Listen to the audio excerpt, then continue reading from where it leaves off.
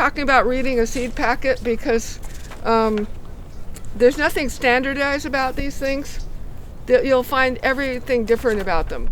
But what you definitely need to know when you look at a seed is this is a bean packet, and it can come in bush or it can come in pole. And that makes a difference because if it's with a pole, you'll need to have the pole there, and if it's bush, it's going to be short. And they do different things, so it's important to know what you're buying. So look at the front on the name and make sure you're getting what you want. So that's the first thing, the name. And then the second thing is the expiration date. That's really important because most of the time this never happens, but once in a while you're at a hardware store or something and it'll be last year's seeds, and they should have them at half off, but if they don't, you don't really want to buy something that's old because the germination rate, especially in onions and certain plants, they're just not going to produce for you. So not very well. So be sure and get this year's seeds. Planting times. Some of them have a map of the United States, and it'll have color coding, and it'll tell you with this area of the United States, this color plant now. On Renee's, they have this lovely little thing where mild winters and cold winters. So here we have in California mild winters, so it's a different time frame than back east.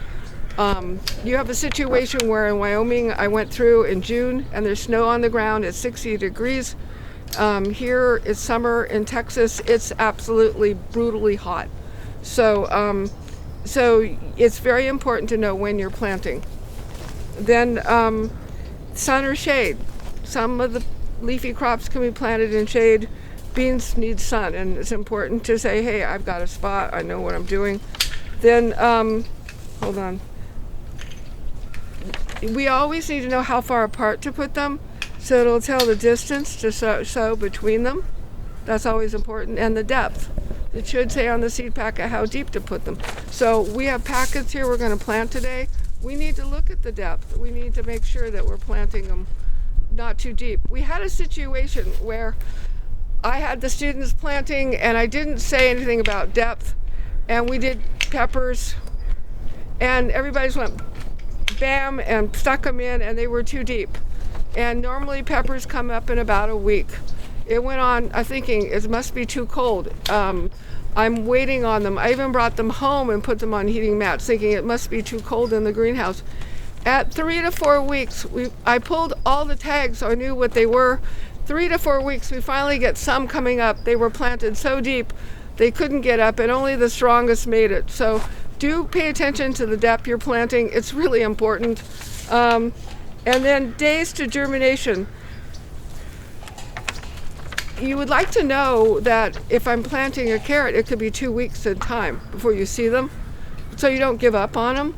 Whereas some of them come up in 3 days. So not everybody on their seed packets have the date of germination. You'd have to look it up if they don't have it. And the other thing is days to maturity. I mean, I would like to know when I'm supposed to harvest this. Some tomatoes have a 10-day difference, even a 15-day difference in when it's a mature tomato. So the days to maturity are really important too. That way you can look on your calendar and you can say, question mark, radishes, and you know that they should be ready. Radishes are actually a month to maturity, so they're really great to put in around other plants.